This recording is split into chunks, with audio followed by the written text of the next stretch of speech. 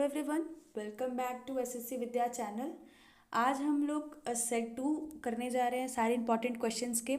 मैंने आपको सेट 1 कराया था। अगर आपने वो वीडियो नहीं देखा होगा तो आप जाकर देख सकते हो। सारे इंपॉर्टेंट क्वेश्चंस हैं इसमें, जो भी अभी लेटेस्ट क्वेश्चंस आ रहे हैं और जो अभी अपकमिंग एग्जाम्स है उसमें भी ये हेल्पफुल रहेगा। तो स्टार्ट करते हैं। पहला क्वेश्चन से तो पहला क्वेश्चन क्या है, what is the major difficulty in the data collection process for the happiness index across different country. तो जो हैप्पीनेस इंडेक्स लागू किया जाता है हर टाइम, तो उसमें क्या क्या डिफ़िकल्टीज आता है। तो उसमें क्या आता है, ensure consistent and uniform survey method globally. तो इसका आप एक्सप्लेनेशन मैं स्टार्ट कर देखती हूँ। तो पहला क्या है, तो पहला इसमें आता है वर्ल्ड हैप्पीनेस रैंकिंग में पहला कौन आता है, तो फिनलैंड आता है। सेकंड में कौन है रैंक में, डेनमार्क है। थर्ड आयरलैंड, नॉर्वे और स्विट्ज़रलैंड। इंडिया कौन में है, तो 118 में है। और लास्ट में अफगानिस्तान है। और इसका क्या क्या फैक्टर है वो भी मेंशन है इसमें। अब नेक्स्ट क्वेश्चन पे बढ़ते हैं हम लोग। क्या है, which of this following is a classical dance of India. इसमें से कौन कौन कौन सा है, तो भांगड़ा तो नहीं है, भरतनाट्यम। तो इसमें क्या होगा, भरतनाट्यम। तो अब इसका एक्सप्लेनेशन देखते हैं। भरतनाट्यम जो है कहाँ का डांस है, तो तमिलनाडु का डांस है। और ये एक one of the eight classical dance होते हैं, तो उसमें से ये एक है। ये क्लासिकल डांस कौन रिकॉग्नाइज करता है, तो संगीत नाटक अकादमी करता है। और जो 8 और क्लासिकल डांस है वो ये है। और ये जो गरबा, लावनी, ये सब क्या है, ये सब फोक डांस है। तो मैं एक वीडियो बनाऊंगी, उसमें सारा जो भी folk dance, important dance instrument, वो मैं सब कवर कर दूंगी डीपली थ्रू माइंड मैप्स। तो आप उसको भी पढ़ना। अब आगे हम लोग बढ़ते हैं नेक्स्ट क्वेश्चन पे। Which Indian state has a highest proportional of its workforce population engage in agriculture. तो इस इतने सारे स्टेट में से कौन सा ऐसा स्टेट है जिसमें ज़्यादातर लोग एग्रीकल्चर में इंगेज हैं, तो क्या है इसमें, यूपी होगा। तो यूपी में आप इसका देख सकते हो, यूपी में सबसे ज़्यादा नंबर ऑफ एग्रीकल्चर वर्कर्स होते हैं। और पंजाब में सबसे ज़्यादा एग्रीकल्चर प्रोडक्टिविटी पर कैपिटा होता है। तो ऐसे भी इंडिया का मेजरली चंक जो है वो एग्रीकल्चर सेक्टर में ही इंगेज है। और इंडिया का जो पहले बैकबोन भी वो एग्रीकल्चर ही है। तो अब नेक्स्ट क्वेश्चन पे बढ़ते हैं, ये आपको समझ आ गया। अब नेक्स्ट क्वेश्चन पे क्या है, तो how many key variables are used in world happiness report to explain happiness level. तो इस कितने सारे जो की वेरिएबल्स होते हैं, जो हैप्पीनेस रिपोर्ट जब तैयार होता है तो उसमें जो वेरिएबल्स यूज़ होते हैं, कितने सारे यूज़ होते हैं, तो इस 6 होते हैं। तो 6 होते हैं, वेट अ मिनट, हाँ 6 होते हैं। इसमें कंट्रीब्यूशन देते हैं 6 वेरिएबल्स। क्या क्या, तो GDP per capita, social support, healthy life expectancy, freedom to make life choices, generosity and perception of corruption. ये मिलकर क्या बोलते हैं इसको, की वेरिएबल्स है। 6 की वेरिएबल्स हैं इसके, और ये सबका इसका परसेंटेज है। तो आप इसको एक बार देखना। अब हम लोग बढ़ते हैं नेक्स्ट क्वेश्चन पे। अब ये एक असर्शन रीजन का क्वेश्चन है। तो असर्शन में क्या पूछ रहा है, तो the naming of Good Friday as a positive term is a universal accepted among Christians scholars and tradition. तो जो गुड फ्राइडे है उसको एक पॉजिटिव टर्म से एक्सेप्ट किया जाता है यूनिवर्सल, जो भी क्रिश्चियन स्कॉलर्स के द्वारा। दूसरा इसका रीज़न क्या है, तो the day is terms as good to signify the positive theology meaning of Jesus sacrificial death. तो ये इसका इसका क्या होगा, एक सेकेंड। तो इसमें होगा ए जो है वो सही गलत है, और आर जो है मतलब रीज़न जो है वो ट्रू है। अब आर ए जो गलत है वो क्या कैसे गलत है वो देखते हैं अब हम लोग। तो गुड फ्राइडे को ये यूनिवर्सली एक्सेप्टेड नहीं है। ये एक होली फ्राइडे के तौर पे मनाया जाता है, ट्रेडिशन है जो होली फ्राइडे है, गुड फ्राइडे भी कहते हैं उसको। और जो रीज़न है वो तो सही ही है। तो ये समझ आ गया। अब नेक्स्ट क्वेश्चन पे बढ़ते हैं हम लोग। Which union territory has a highest population density as per census 2011। 2011 के सेंसस से कौन से यूनियन टेरिटरी है जिसका सबसे ज़्यादा पॉपुलेशन डेंसिटी है, तो कौन होगा इसमें, इसमें होगा दिल्ली होगा। दिल्ली यूटी है, कंफ्यूज मत होना कि दिल्ली स्टेट है, बहुत लोग को कन्फ्यूज़न होता है, पर दिल्ली यूटी है। तो जो दिल्ली है उसमें हाईएस्ट पॉपुलेशन डेंसिटी था यूटी के यूनियन टेरिटरीज अमंग उस, और उसके बाद फिर चंडीगढ़ और पौंडुचेरी आता है थर्ड नंबर पे। तो अब ये क्लियर हो गया, आगे बढ़ते हैं हम लोग। A conductor rod moving with velocity v perpendicular to uniform magnetic field b, if the length of the rod is perpendicular to v and b तो is L, तो induced EMF across its end is given by, तो ये एक physics का question है। तो इसमें बोल क्या रहा है, तो जो इंड्यूस ईएमएफ का जो फॉर्मूला होता है तो उसका फॉर्मूला पूछ रहा है, तो इसका फॉर्मूला आप इसको डायरेक्ट याद कर सकते हो एग्जाम में। इसका फॉर्मूला होता है BLV। तो अब हम लोग एक्सप्लेनेशन देखिए, इसको फिगर के थ्रू भी मैंने ऐसे याद करने के लिए आपको ईजी रहेगा, तो आप इसको याद कर सकते हो डायरेक्ट। तो यही ऐसे भी ये सब फॉर्मूला आपको डायरेक्ट ही याद करना होगा एग्जाम में। अगर आपके टिप पॉइंट पे याद रहेगा ना तो जल्दी ही क्वेश्चन सारे सॉल्व भी हो जाएंगे। और ऐसे भी जो भी छोटे मोटे जो एग्जाम्स होते हैं उसमें ज़्यादातर फॉर्मूला ही क्वेश्चन पूछता है।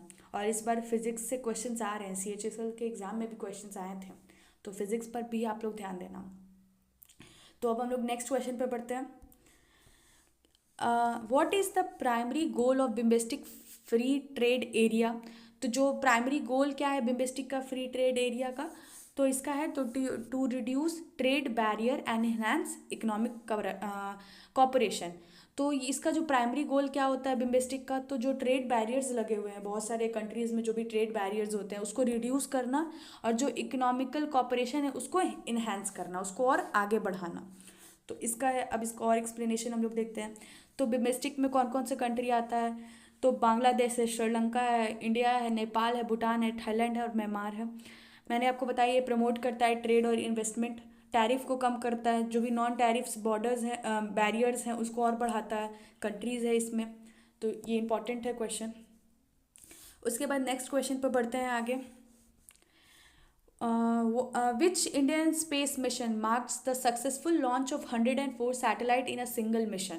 कौन सा स्पेस मिशन है जिसमें लॉन्च किया गया 104 सैटेलाइट एक ही सिंगल मिशन में, तो ये है इसका ऑप्शन, इसका होगा PSLV C-37। इस स्पेस मिशन में ये लॉन्च किया गया था। अब और हम लोग देखते हैं इसका एक्सप्लेनेशन। तो PSLV जो है वर्ल्ड रिकॉर्ड सेट किया है 104 सैटेलाइट, ये पहला सैटेलाइट है। और रशिया जो होल्ड करता था वर्ल्ड रिकॉर्ड, उसका 37 सैटेलाइट हुआ था लॉन्च, कब 2014 में हुआ था, और USA 29 किया है। तो ये एक बहुत ही बड़ा अचीवमेंट है। तो अब आगे बढ़ते हैं हम लोग। तो जो टर्म होता है ड्यूज वो किस स्पोर्ट से एसोसिएटेड है। और एक और चीज़, जो भी ये टर्म्स वाले क्वेश्चंस आते हैं ना स्पोर्ट्स में कि ये टर्म से क्या एसोसिएटेड है, ये तो बहुत ही इंपॉर्टेंट है। अगर आपको इंपॉर्टेंट है तो आप इसको मार्क भी कर सकते हो कि जब आप रिवीजन करो तो आपको ये हेल्पफुल रहे एग्ज़ाम के टाइम। और अगर मैं अलग से वीडियो भी बना दूंगी सारा स्पोर्ट्स का जो भी टर्म्स होते हैं ना उससे रिलेटेड मैं आपको क्वेश्चंस जो भी इंपॉर्टेंट है वो भी बनाकर इसी साइट पे SSC विद्या के साइट पे डाल दूंगी। आप उसको जाके पहले माइंड मैप रिवाइज करना, उसके बाद जाके क्विजेज अटेम्प्ट करना, तो इससे और आपको अच्छे से ईजिली याद हो जाएगा। तो बढ़ते हैं हम लोग इस क्वेश्चन पे। तो जो टर्म ड्यूज है वो किस स्पोर्ट से रिलेटेड है, तो वो रिलेटेड है टेनिस से रिलेटेड है। तो इसमें आप देख सकते हो the deuce is refer as score of 40-40 इधर a player have win 2 consecutive points to win the game. तो ये है इसका फंक्शन, ये टेनिस से रिलेटेड होता है। तो अब आगे हम लोग बढ़ते हैं नेक्स्ट क्वेश्चन पे। और ये सारे जो भी क्वेश्चंस हैं ना उसको आप डाउनलोड भी कर सकते हो, जैसे देखो इमेज के फॉर्मेट में इसको डाउनलोड कर सकते हो। एग्ज़ाम के लिए अच्छा रहेगा आपको, अगर किसी को शेयर करना है ये क्वेश्चन पूछना है उससे भी आप ये कर सकते हो। तो आगे बढ़ते हैं हम लोग। Which scheme is launch to promote entrepreneurship among SC and ST community. तो कौन सा ऐसा स्कीम है जो ST और SC कम्युनिटी के लिए प्रमोट करने के लिए इंटरप्रेन्योरशिप जो है वो लॉन्च किया गया है, तो कौन सा, तो स्टैंड अप इंडिया। कंफ्यूज मत करना एक स्टार्टअप इंडिया और स्टैंड अप इंडिया से, क्वेश्चन अगर ऐसा फॉर्मेट में आएगा तो आगे हम लोग इसका एक्सप्लेनेशन देखते हैं। तो जो स्टैंड अप इंडिया स्कीम है वो कब लॉन्च किया गया था, तो 5 अप्रैल 2016 में लॉन्च किया गया था। क्यों किया गया था, तो इंटरप्रेन्योरशिप जो ST SC जो और औरतें हैं जो वेमेंस हैं उनको लोन प्रोवाइड करेगा बैंक, कितना से 10 लाख से लेके 1 करोड़ तक का लोन प्रोवाइड करेगा हमारा सरकार। तो ये और किस चीज़ के लिए करेगा, तो जो भी मैन्युफैक्चरिंग सर्विसेज है ट्रेड सेक्टर्स है उसको एनहांस करने के लिए ये स्कीम लॉन्च किया गया था। तो अब आगे बढ़ते हैं हम लोग। अब ये क्वेश्चन क्या है, तो ये कॉलम वाइज क्वेश्चन है, तो हम लोग देखते हैं। तो पहला क्वेश्चन क्या होता है, तो लॉ ऑफ डिमांड। तो लॉ ऑफ डिमांड किसको बोलते हैं, तो लॉ ऑफ डिमांड इसमें क्या होगा, तो लॉ ऑफ डिमांड है डिमांड, एक मिनट पेन ऑन कर लूँ। तो लॉ ऑफ डिमांड क्या है, तो demand and price moves in opposite directions and income increase. तो यही है इसका ऑप्शन। तो हम लोग देखते हैं ए का टू, तो ए का टू तो दो दो जगह है। तो अब दूसरा हम लोग देखते हैं law of diminished margin product क्या होता है, तो law of diminished margin product होता है after a certain point increase inputs leads to the decline of marginal product. तो मतलब ए का टू यहाँ है और बी का वन, तो ये इसका सोल्यूशन ये है। तो आप इसका देख सकते हो और एक्सप्लेनेशन बाय फिगर भी। तो अब हम लोग नेक्स्ट क्वेश्चन पे बढ़ते हैं। Which institution was established in 1961 to promote management education in India? तो इसका जो क्वेश्चन है उसका आंसर आपको इस क्वेश्चन में ही लिखा हुआ है। आप इसको आराम से एलिमिनेट करके एग्जाम में बना सकते हो। फिर भी मैं बताती हूँ कौन सा ऐसा इंस्टीट्यूशन था जो 1961 में मैनेजमेंट के लिए, तो हमारे कंट्री में मैनेजमेंट के लिए सबसे फेमस क्या है, तो IIM है। तो Indian institute of management IIM, तो यही लॉन्च किया गया था। इसमें दिया हुआ इसका एक्सप्लेनेशन मैंने आपको पहले ही बता दिया। अब हम लोग आगे देखते हैं। Which schedule of constitution contain province of disqualification of registrar under anti deflection law? ये भी इंपॉर्टेंट क्वेश्चन है। सारा जो पार्ट्स और स्केड्यूल है वो भी मैं आपको अच्छे से एक्सप्लेन करूँगी कभी और कोई वीडियो में। तो ये एंटी डिफ्लेक्शन जो कानून होता है, एंटी डिफ्लेक्शन कानून क्या, ये कौन से पार्ट में आता है, तो ये 10th शेड्यूल में आता है। इसमें क्या होता है, तो जो भी पार्लियामेंट्स जो मतलब जो एंटी डिफ्लेक्शन लॉज होते हैं वो क्यों स्टार्ट किए गए थे, तो जो भी मेंबर्स जो भी हारते थे ना वो दूसरे पार्टी में चले जाते थे, तो उसको डिस्क्वालीफाई करने के लिए ये लाया गया था। तो यही है। कब आया, कौन से अमेंडमेंट से आया था, तो 52 अमेंडमेंट एक्ट 1985 में ये लाया गया था 10th शेड्यूल में। और एक और है, जो भी हमारे 12 स्केड्यूल्स हैं इंडियन कॉन्स्टिट्यूशन को, उसको आप ट्रिक के फॉर्मेट में भी याद कर सकते हो, क्योंकि बहुत लोग को ऐसे डायरेक्ट नहीं याद होता है। ऐसे तो है ये ईजी, आप इसको ऐसे भी याद कर सकते हो, पर जिसको नहीं याद होता है वो कैसे याद करेगा, तो टीयर ऑफ ओल्ड PM। तो टीयर से क्या होता है, तो पहला क्या होता है, तो टीयर मतलब टेरिटरी, ई से एनॉनमेंट, उसके बाद ए से एफर्मेशन, आर से क्या होता है राज्यसभा, एस से स्केड्यूल एरियाज, ये तो एक पार्ट हो गया। उसके बाद ओ से हम लोग करते हैं अदर स्केड्यूल एरियाज। एफ से क्या होता है, तो फेडरल प्रोविंस, 3 जो लिस्ट होते हैं मैंने आपको बताया था एक वीडियो में। ओ से क्या, ऑफिशियल लैंग्वेज। एल से लैंड रिफॉर्म्स। डी से एंटी डिफ्लेक्शंस। और ये भी बताना लैंड रिफॉर्म्स कौन से अमेंडमेंट से ऐड किया गया था, आप मेरे को कमेंट करना। एम से क्या होता है, तो म्यूनसिपैलिटी, और सॉरी पी से पहले पंचायत और फिर एम से म्यूनसिपैलिटी। और ये दोनों भी किस अमेंडमेंट एक्ट से हुआ था, मोस्ट इंपॉर्टेंट है ये दोनों। मैंने अमेंडमेंट एक्ट में भी आप लोगों को बताया था, अगर वो नहीं देखा होगा तो आप लोग वो भी पहले जाकर देखना है अमेंडमेंट सारा। तो ये क्लियर हो गया। उसके बाद हम लोग अब नेक्स्ट क्वेश्चन पे बढ़ते हैं। What is the scientific term for white blood cell? इसमें से कौन सा साइंटिफिक टर्म यूज होता है वाइट ब्लड सेल में, तो इसमें से यूज क्या होता है, तो ल्यूकोसाइट्स। तो ल्यूकोसाइट्स को मतलब वाइट ब्लड सेल का एक और नाम होता है ल्यूकोसाइट्स।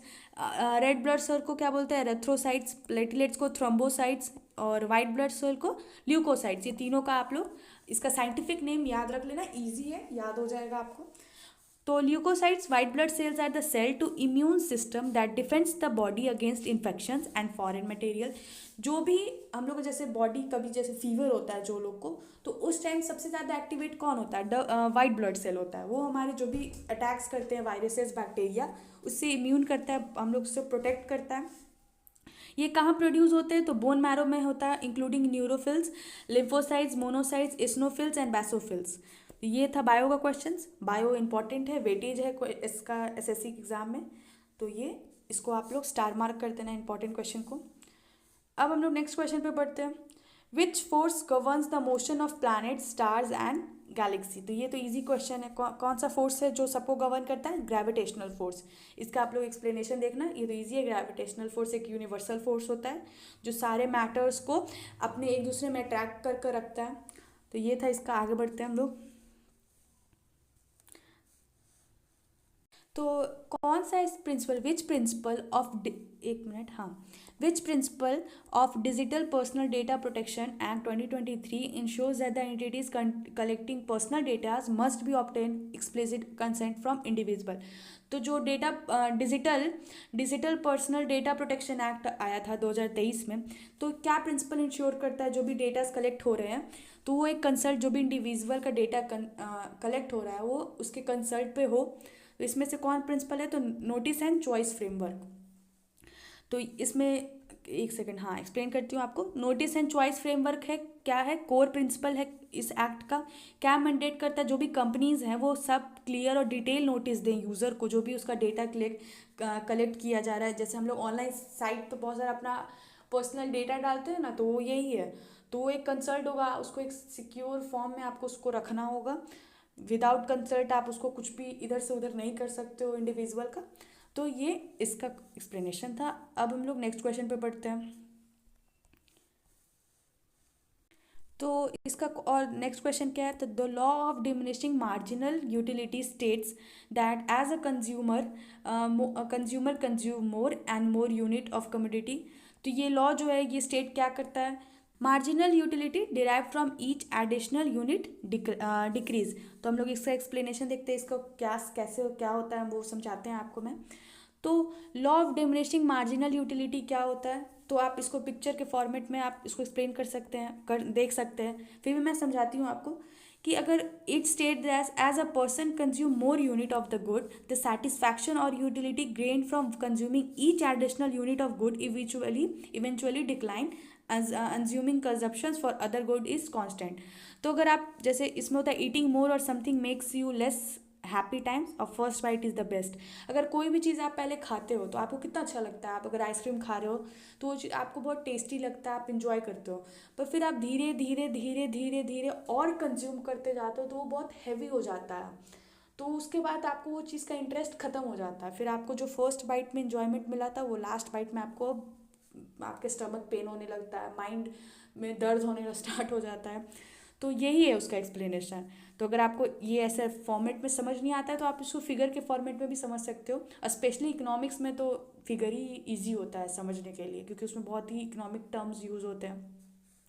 तो आप लोगों को समझ आ गया। अब हम लोग बढ़ते हैं नेक्स्ट क्वेश्चन पे। Which of this following river forms delta among eastern coastal planes. तो कौन सा रिवर है जो फॉर्म करता है, क्या डेल्टा करता है, कहाँ, ईस्टर्न कोस्टल प्लेन में। तो कौन सा डेल्टा करता है, तो गोदावरी करता है। तो इसमें देखते हैं हम लोग। द गोदावरी इज इंडियाज का सेकेंड लॉन्गेस्ट रिवर। तो जो गोदावरी क्या है, इंडिया का सबसे लंबा, सेकेंड लंबा, सबसे लंबा रिवर है। जो लार्जेस्ट, जो क्या फॉर्म करता है, लार्ज डेल्टा फॉर्म करता है, कहाँ, ईस्टर्न कोस्टल प्लेन में, आंध्र प्रदेश में। उसके बाद इसमें और क्या, नर्मदा, तापी, माई, ये सब कौन से रिवर है, ये सब वेस्ट फ्लोइंग रिवर है। कहाँ से ऑरिजिनेट करता है, तो पेनिनसुला प्लेटू से करता है और form eventually not deltas as enter in Arabian sea. तो आप इसको देख सकते हो, गोदावरी यहाँ से निकल रही है या बे ऑफ बंगाल में जाकर ख़त्म हो रही है। तो ये था ईस्ट फ्लोइंग रिवर्स जो भी थे। अब हम लोग नेक्स्ट आगे बढ़ते हैं क्वेश्चन पे। अब नेक्स्ट क्वेश्चन क्या है, तो ये मैच द फॉलोइंग क्वेश्चन है। तो पहला कॉलम में क्या है, सारे फॉक फॉर्म्स दिए हुए हैं, उसके बाद उसके फीचर्स दिए हुए हैं। तो आपको मैच करना है। अगर एग्ज़ाम में टाइम बचाना हो तो आप लोग इसका ऑप्शन भी एलिमिनेट कर करके जल्दी जल्दी बना सकते हो। तो पहला क्या है, सोहर। सोहर फॉक फॉर्म है, उसका क्या फीचर है, तो उसका फीचर क्या हो सकता है, include love song sung by girls and boys on the hill top, नहीं ये नहीं होता। Sung during birth celebration shows cultural fusion, हाँ सोहर यही होता है। सोहर जब होता है, क्यों होता है, तो जो भी जब किसी का जन्म होता है, बच्चे का जब जन्म होता है तो उस टाइम ये गाना गाया जाता है। तो आप एलिमिनेट करो, कहीं ए का टू है तो एक ही ऑप्शन दिख रहा है, ए का टू ये। बाकी अब क्या है, तो फिर क्या आता है, चक्री। चक्री क्या होता है, तो चक्री का क्या फीचर है, तो ये एक कश्मीरी ग्रुप्स लोग गाना गाते हैं विथ रबाब, सारंगी और फिर उसके बाद तुम्बक नरी, ये यूज़ करके ये सॉन्ग होता है। उसके बाद बाकी लेमन और कजरी आप लोग इसको देख सकते हो, उसका सब इजी है। लेमन लेमन क्या होता है, तो एक लव सॉन्ग संग किया जाता है गर्ल्स और बॉयज़ के द्वारा, कहाँ, हिल टॉप पे किया जाता है। और कजरी, कजरी एक डांस फॉर्म है जो ऑल नाइट वेमेन सॉन्ग करती हैं, डांस करती हैं एक सेमी सर्कल में रेनी सीजन के टाइम। तो यही था। अब आगे बढ़ते हैं। इसका तो एक्सप्लेनेशन मैंने बता ही दिया आपको सारा। उसके बाद नेक्स्ट क्वेश्चन क्या है, तो which of the river does not originated in peninsular प्लेटू।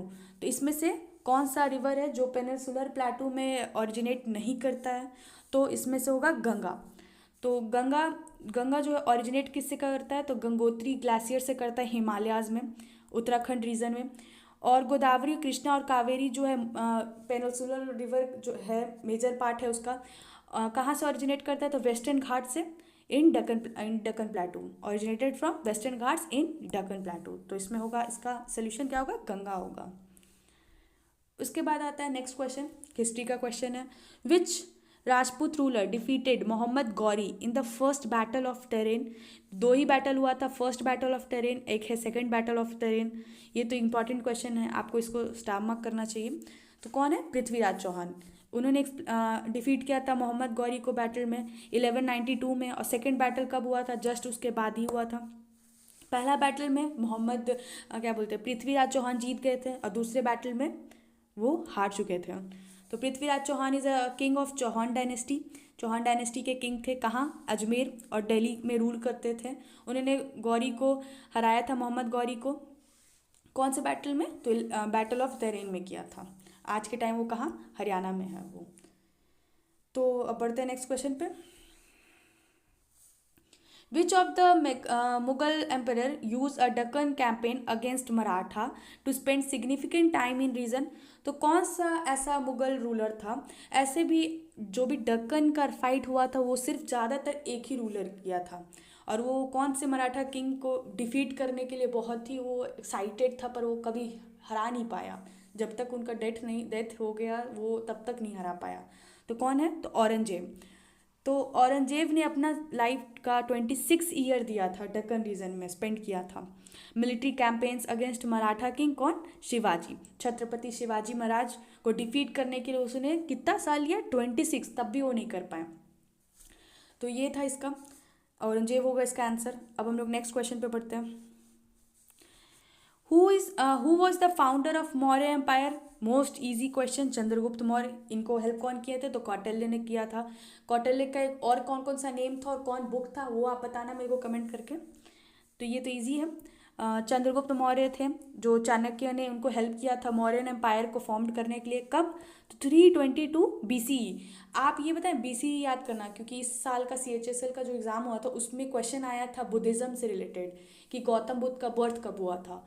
तो ये सब जो भी डेट्स है उसको ऐसे ही मत देखना, छोड़ के चले जाना, आप लोग एक बार सारा देख लेना।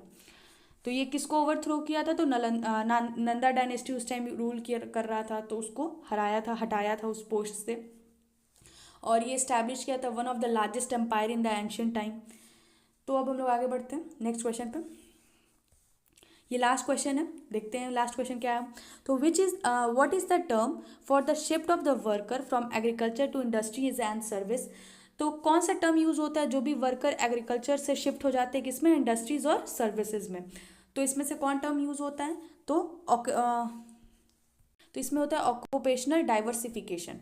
तो इसमें से ऑक्यूपेशनल डाइवर्सिफिकेशन होता क्या है, तो जो शिफ्ट होता है वर्क फोर्स का traditional sectors like agriculture to modern sector, industries और सर्विस सेक्टर में।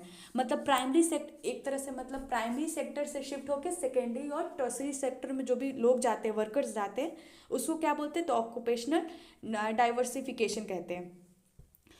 तो यही था सारा इंपॉर्टेंट टर्म मैं आपको सारा। और इसके बाद आप लोग सबमिट करना, तो डायरेक्ट सबमिट मत करना, पहले आप लोग लॉग इन करके सबमिट करना, तो फिर आपको स्कोर बताएगा और आप जो भी आपका लीडर बोर्ड में नाम आएगा। तो यही था सारे इंपॉर्टेंट क्वेश्चंस। आप इसको जाकर अटेम्प्ट कर सकते हो, खुद से भी प्रैक्टिस कर सकते हो बार बार। जितने भी क्वेश्चंस थे आप इसको क्विज सेक्शंस में जाकर, जितने भी क्विजेज हैं, जैसे ज्योग्राफी के जो भी सारे क्वेश्चंस आए थे अभी लेटेस्ट पैटर्न पे, CGL के, MTS के जो भी प्रीवियस ईयर क्वेश्चंस थे वो अटेम्प्ट कर सकते हो। उसको जाकर आप लोग डाउनलोड भी कर सकते हो, और आप ब्लॉग सेक्शन में जाकर सारा माइंड मैप्स भी रिवाइज कर सकते हो। फॉर रिविज़न पर्पस एग्ज़ाम के लास्ट टाइम में बहुत ही इंपॉर्टेंट होता है। तो यही था सारा। तो जो जो भी टॉपिक आपको पढ़ना हो मेरे को कमेंट करना, कोई भी डाउट हो वो भी कमेंट करना। मैं इसका लिंक दे दूँगी आपको डिस्क्रिप्शन पे। टेलीग्राम से जुड़ जाना, जो भी अपडेट्स होगा मैं आपको टेलीग्राम पे दे दूँगी। तो लाइक करना, चैनल सब्सक्राइब करना, शेयर करना। मिलते हैं नेक्स्ट वीडियो पे। Thank you.